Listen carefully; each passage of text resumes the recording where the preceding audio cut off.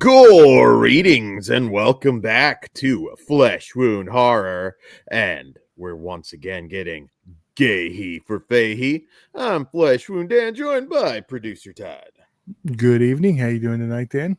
I am doing well, Todd. I'm doing well. How are you? Chilling. Ready to talk some Jeff Fahey and another favorite, but we'll get to him later. Yeah, I was going to say tonight is an interesting pairing. I tried to give you a little bits of some of the genres that he's done, and We had to close with horror for the month. It made the most sense. it made the most sense, I think. And, one of his best known movies and one that should be, I think, better known. I agree. So good pairing tonight. So with that being said, we will jump right into it. No nonsense tonight. And we'll kick it off with 1991's Body Parts from writer-director Eric Red. And all right, so in this film, Bill Cruikshank is a criminal psychologist who loses his arm and nearly his life in a grisly car accident. A daring medical operation follows in which a donor's arm is successfully grafted onto Bill's body. But after the operation, the arm starts to take on a violent life of its own, striking out against Bill's wife and children. Consumed by fears about his dangerous behavior, Bill is driven to learn the donor's identity and makes a horrifying discovery that delivers him into a world of unimaginable terror. All right, so Body Parts, definitely one of his most better known films, and a little bit about the genesis of this one. It's based on the horror novel Choice Cuts by Pierre Boulud and Thomas Narsajak. And it's a 1968 novel. Warner Brothers tried to make this for over 25 years. At one point, Alfred Hitchcock tried to adapt Choice Cuts, and it didn't happen. A lot of money spent on this. The authors are known for Vertigo, Diabolique, and Eyes Without a Face. So obviously, pretty much anything that they touched was heavily coveted by the studios, and Warner Brothers was millions of dollars into trying to get this made. There's distinct differences between the movie that we get and the novel. Eric Red changed it quite a bit, and there were some issues with this that I'll get into, but Eric Red and Frank Mancuso Jr. pitched this to Paramount, and they just immediately greenlit it. This was something that a lot of people were very interested in finally getting on the screen. I don't remember super specific things with the book. I know in the book, the main character is a detective investigating the situation in the movie, and in here, of course, they changed that with Jeff Fahey's character as a psychologist. But I can't remember other specific things, but it's very different. So another case where you might want to just read Choice Cuts because it's going to be a different experience than just the movie. And I do recommend that you do that. So this movie did face some issues. 1991 in Wisconsin, a certain something happened. Paramount had to pull ads for the film in the Wisconsin area when cops discovered human remains at Jeffrey Dahmer's apartment. So kind of a rough time for this movie due to the Dahmer case, but I don't believe that extended too much outside of Wisconsin. I was going to say, was Wisconsin, I don't know how big of a gross they would have bumped the box office, but it probably would help it more than anything. I don't know. That's it seems like it would. Like it, mm-hmm. Yeah, it was still the early 90s, so there was a bit of a stick up people's asses then. So not sure, but definitely it would have got the like us, because I remember like when this came out and all that stuff. So yeah. I was definitely already interested in it from Fangoria, and the Dahmer stuff didn't hurt it. Yeah. No, that it's another one, and this is kind of a theme with the looking at Jeff Fahey's career, it's a shame it didn't blow up more. But of course, again, this is the 90s. There's a lot of really good movies at this point that just should have been bigger than what they were. I mean, we're also kind of talking Silence of the Lambs territory, and maybe there's just other things that overshadowed it. But horror didn't find its footing this in the early 90s. It was a bit lost. It was like Overflow from the 80s, still trying to find itself. It was a lot of that. It was not that there's not good stuff there. It's just it didn't really have an identity yet. Yeah, that's true. And we're still kind of holding on to some of the more comedic aspects of the 80s, the post MTV Freddy wave, where we've got Freddy's Dead at this time and different things. This one plays it straight. Jeff Fahey, this is maybe even more so than Lawnmower Man in some ways the best display of his acting. I mean, he's just a very intense actor, very sympathetic, intriguing eyes. I mean, if you've watched Jeff Fahey's work, I mean, he conveys a lot even when he's not delivering dialogue. This is one of the best displays of that. And amazing stunt work in this movie. You may notice like the freeway accident where he loses his arm. That's like a real guy, real stuntman going through the windshield. There's a whole story behind that. Very risky stuff. Probably next to Final Destination 2, one of the more iconic highway sequences, because he notices the wheel wobbling and it takes a minute. He doesn't immediately react until it shit hits the fan, and then he gets pancaked by the Mack truck and ejected out the window. I thought that was just an awesome sequence, and not the only one. Towards the end, where we get another car chase of sorts with two people handcuffed together. Not to give too much away if you haven't seen the movie, but this is a really well put together film. Eric Red, of course, as a writer, I mean, people forget he was a writer on Near Dark, The Hitcher, of course, one of the greats of that era, Bad Moon, Last Outlaw with Mickey Rourke, which is kind of a forgotten one. But shout out to Blue Steel, also another one I do feel is underrated with Jamie Lee Curtis. Yeah, Blue Steel's very good. Eric Red's somebody that writer or director, both. I mean, he's a little bit underappreciated. It feels like he should have more work out there for some of the iconic stuff he did. But Near Dark wasn't exactly a hit, and not Bad Moon. I like that one a lot, but not a massive hit. So. I same with The Hitcher with Near Dark though. I mean, it was going against Lost Boys. So it was another one that the cult grew, but I mean, all of his stuff seems to have that, like, it doesn't hit instantly, but then it grows over time. Yeah. I don't think Body Parts had that explosion of some of the earlier ones though. I know it has its fans, but I don't think it's like The Hitcher, Near Dark, or any of that. It's one that I felt like it's gained its respect over time. I'd bring it up. I remember back in the 90s, and it just felt like, oh yeah, I never got around to that one, was kind of a lot of people's answer. If it becomes the next VSU, people love it all of a sudden. So yeah, they'll come out of the woodworks. I mean, this one does have a following. Like I said, it does.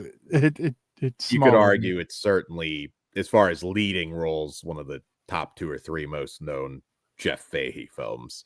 But let's talk a little bit about the rest of the cast. We have Kim Delaney as his wife, Karen, who I believe went on, I never watched it really, but NYPD Blue, and she's gorgeous and very sympathetic here. Always great to see character actor Paul Ben Victor, who plays Ray Kohlberg, this serial killer that Jeff Fahey's character is interviewing at the begining. And it's funny with him, I always have Mo stuck in my head from the Three Stooges biopic he did. Oh yeah. I forgot that was. I love that movie too. Yeah, I can't remember the all three are recognizable now too. Yeah, Paul Van I know. Victor's like one of those, like, you've seen him, you just may Yeah, not know the name. I know Larry was the psych. I can't think of his name from Californication in that movie. Oh, okay, Yeah, nice, nice. yeah, That might be an interesting one for, yeah. I'm down. I don't know if that would be more us being a biopic or a farce deal, No, like, because it's not the movie's not a comedy. yeah, that's what I figured. I didn't, uh But maybe we do a joint one, that'd be interesting. Um, but yeah, great cast. Brad Dourif, yeah. who is also one of the, recipients of this experimental procedure. This is a really just tight, like 88 minutes, I believe. Not no wasted scenes. Just it's a ride. It really is. It's a hell of a ride. And Eric Red, like I said, does not get enough attention. 100 Feet's another Famke Janssen movie he did that I thought was pretty decent. But yeah, tense, suspenseful, some great effects work in this one. I already mentioned the awesome stunts, but uh hell of a finale too.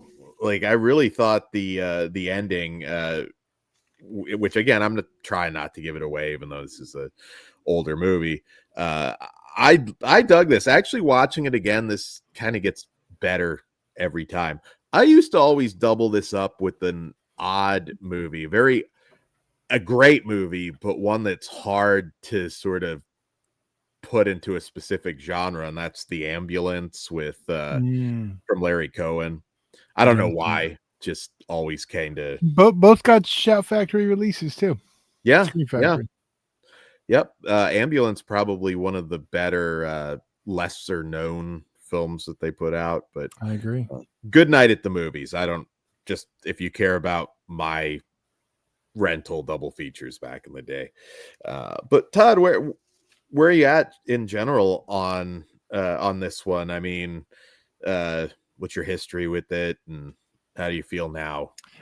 History, I followed it with Fangoria, so I mean, obviously that got me hyped to see it when it came out. Saw it when it came out, enjoyed it then, grabbed it on VHS, DVD, and now Blu-ray. I've always enjoyed it. It's one of those that I like it, but I don't really get the urge to watch it that often. I think the last time I watched it was when the Blu-ray came out, and now for this, it seems like it's one like I'll upgrade, but I'll watch it when like we were decided to review it. I was like, cool, I'll watch it.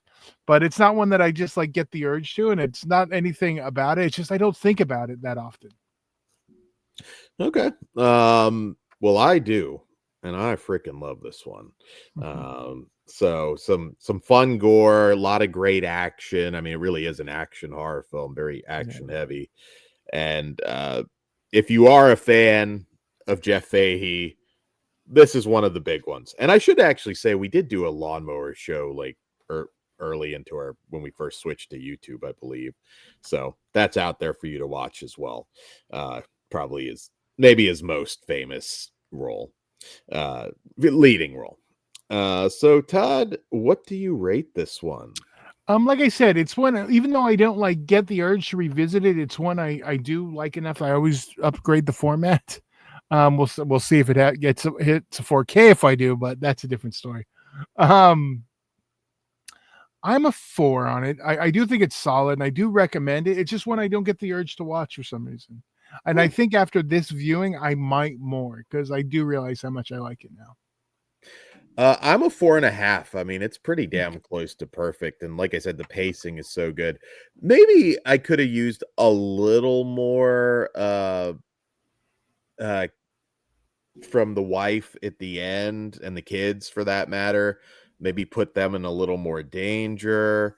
Rewatching it, that was kind of like one thought that I had. Like, you could have really gotten a lot of suspense out of Kim Delaney and the kids. I want to call something out. Like, okay, I get it. He shouldn't have backhanded his kid, but I mean, it wasn't his arm. But she just starts hitting him. I was like, oh, whoa. That looks like some domestic to me. But Yeah. I felt they could have utilized them more. I don't know. That's just like my one little. I would have rather been single out with the boys more. Yeah. Because they really didn't add anything to the story that much, you know. You needed to establish like good husband, good, dad, and then that getting kind of ripped Yeah, it apart. was worth it for the backhand, I guess. Yeah. Yeah, you got there. Keep it tight, I guess.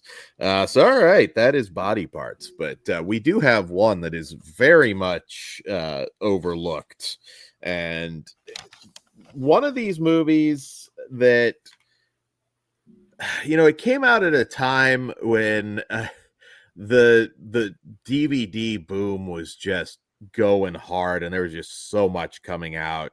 A lot of very less than stellar stuff coming out from Lionsgate and others. And so it was very easy to overlook some of the good stuff around the time of this movie, which is 2001.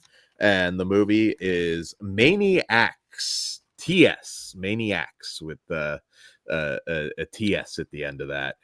From writer-director C.W. Kressler, who I'll talk about here in a minute. But so in this film, Joe and Beth, two serial killers, meet at Edgemar, a corrupt institution for the criminally insane. Despite their unusual circumstances, Joe and Beth develop a strong relationship. One day, Joe escapes the institution, but Beth is stuck inside. Confused and somewhat a misfit, Joe goes back to the apartment he lived his whole life in. While he's away, the staff at Edgemar torture Beth, trying to find out where Joe is. But Joe discovers he can't live without Beth, and he comes back to the institution and goes on a rampage with the other patients. I'm not going to read too much more of that because it might give away a little more than it should on the DVD, but which I'll show off here. The old DVD. Again, nothing wrong necessarily with the artwork. I mean, interesting enough, but I don't know, maybe it doesn't stand out, doesn't tell you a whole lot. Just, scary movie. But it feels like an early 2000s cover, and at least it's not a Photoshop collage ahead. So that is true. That is true. So little background on this one, because this is really quite interesting and should be better known for a few different reasons. So the director, under his more common name, C.C. Williams, did adult films, and he was known for stuff like Dirty Harriet, Pumping Irene. Get it? Pumping Irene. I thought that's pretty cool. Trampire, The Load Warrior, and its sequel, Load Warrior 2: Second Coming. He was known as an adult film director. And back when they had quality titles too. He did some really good titles. So this movie is dedicated to Joe Spinell, and it's hard to find a lot of good info on this, but apparently this was written years earlier for Joe Spinell. I wish I had more information about that, but again, the director did adult films, and that would probably indicate that he might have known Joe Spinell. And so, the genesis of this is that it was written for Joe Spinell. Now, was that a case where Joe Spinell was in on this and was perhaps going to do this at some point? I do not know. I couldn't find any real solid information on that, but it is dedicated to him in the film. Would have been a totally different movie. Jeff Fahey and Joe Spinell are very different actors, and I don't know how much the script would have changed, but I could have seen it working with Joe Spinell. Oh no! When I watch this, I kind of picture him too, because the stuff with the mother lines up. There's so much stuff in there that you can, if this was Joe, it would have worked too. I think you might have maybe had to pick a different female actress, but I could see Joe in all those situations a little dumber, I guess, than normal. Yeah, but you see the way the stuff when he interacts with his mom, at the end of last horror film, is probably the best feeling. That's kind of the tone I feel like we would have got out of him.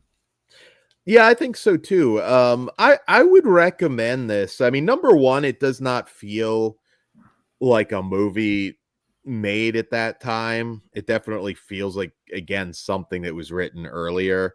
Um, I'm shocked that this doesn't have more of a fan base, because I do think it's just this one's great.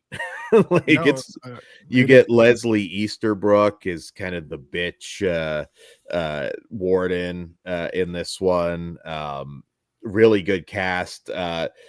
Sadly, our star, one of our co-star, Kelly Waymeyer, played Beth Windsor, sadly passed away very early, only I believe a couple years after Yeah, this movie, sadly. 2003. Yeah, right after. Not Yeah. long after.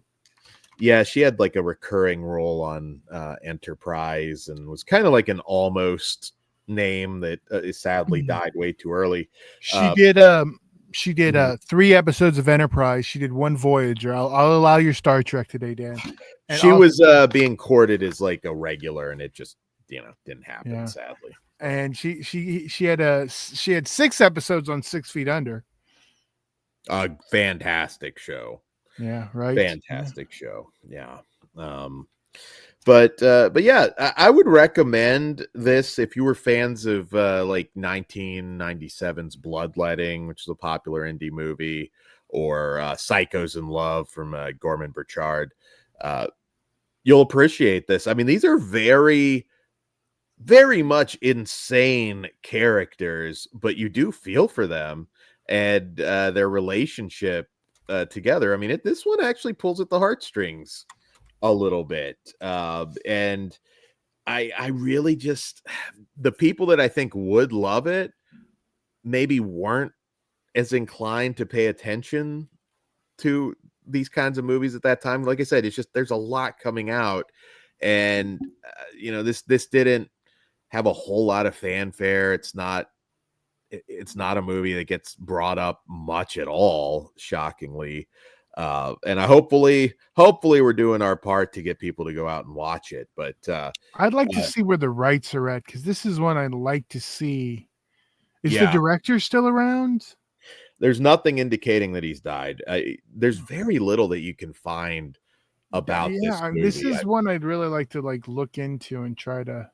Yeah, the actress has like an old fan page that had a couple interviews with her about this. There's an interview with a couple crew people, but by and large, like, information on this one is just sparse. But I mean, I would also say like One Flew Over the Cuckoo's Nest. If you're a fan of these types of movies, there's a lot of humor injected in here. Now, obviously, Joe Spinell, Maniacs. This is not as graphic of a film as Maniac with Joe Spinell. It is, again, different. I'd be very curious to know, like, was there any like, was it going to be called that back then to kind of piggyback Maniac? I don't know. I'm sure I probably read a review in Fangoria that was positive of this, but it just did not get the coverage that I think it deserves. But yeah, watching the two actors in this and their back and forth, the scene where Jeff Fahey's character freaks everybody out by doing a mock crucifixion was in particular very, very funny. And it's a prison movie. It's also a road movie. It's we get a random cameo from Marion Ramsey from Police Academy as a hooker. Hooks is the hooker. So we Yeah, get a I don't know if it was a random Police Academy, not even a reunion, because they never interact with each other, but back together in the same film. Leslie Easterbrook and Marion Ramsey. Yeah, I was gonna say, I feel like maybe she got her the job, but yeah, it's a funny little scene where Jeff Fahey doesn't fully like get the concept that he has to pay for for some action. Something Joe would have definitely got. Exactly. He has an issue with liars is kind of like his big thing. See, but like all this stuff, like I could picture Joe doing it, even with the pretending not to know about hookers. That's acting. He was that good. He would have made me believe he didn't know what a hooker was. Yeah. This is the definition of a hidden gem because it really is hidden. And Terror Vision, maybe Vinegar Syndrome. I mean, this could really work for a lot of labels. I really hope you'd look for it. It's 2001. You know, you got to think it might be available. I think this one would be worth the work. Yeah, stop talking about it, Dan. I already said I'm looking to inquire about it for us. Oh, okay. But all those labels are acceptable. But I'm this seems like one that slipped me in the cracks. Maybe we could do something. I agree. Yeah. You guys. I don't know. It is streaming, I believe, on Tubi. Right? Yeah. Okay. Let me double check. I believe you can still get the DVD. I believe it's not cheap, but it's still out there. Yeah, you can. It's on Fossum, Plex, Tubi. You can rent and buy it. So it definitely still has. You know, it's still. I'm going to look up who holds the rights right now. Actually, see if it's on Fandango. It's a crazy little movie. I mean, the Queen of England becomes involved as a character in this. Yeah. It gets really wild. And really compelling, crazy people. There's something about these kinds of movies that I enjoy. Not just the only thing I can think, like I said, that might maybe let some people down is if you're expecting heavy gore in this. There's a little bit, but it's not that kind of movie. I would have been really curious to have seen what Kruger thought of this one. We'll have to ask him at some point. But yeah, man. Do yourself a favor, guys. Go out, watch this one. I really do like to hear your opinions, so please drop a comment on the video and let us know what you think. That's one of the biggest things about this show that I like doing, is maybe helping you discover something you haven't heard of. And this is a good example. Again, amazing cast. It's heartbreaking that Kelly Waymeyer is no longer with us, but Leslie Easterbrook is a real bitch in this and fun to watch. And definitely one of Jeff Fahey's best performances. Just, this is one of the ones, like a lot of his movies, just people just haven't seen. I don't know if this even necessarily did great business in the rental market at the time. I really don't know. It was MPI put it out. I don't know. I mean, MPI had good penetration. They were, in Hollywood and Video, heavily. I remember seeing it there. So, they were. I used to see them. I don't remember. But I wasn't really frequenting Blockbusters around this early 2000s. There's some other films out there. This is certainly one of the better ones, but that they put out that, I don't know. It's a label that I feel that doesn't get a lot of fanfare now, like, IFC Midnight and some of those, people don't talk about it, but there are some gems on that label. I mean, they put out a lot of good stuff. They didn't have the best quality DVDs, but they put out a lot of good stuff. Yeah, absolutely. All right. So Todd, what do you rate this one? This is a hard one. I think I got to go with 4.5. Only because the thought of Joe Spinell being in it makes it like it's missing a little something just because of that.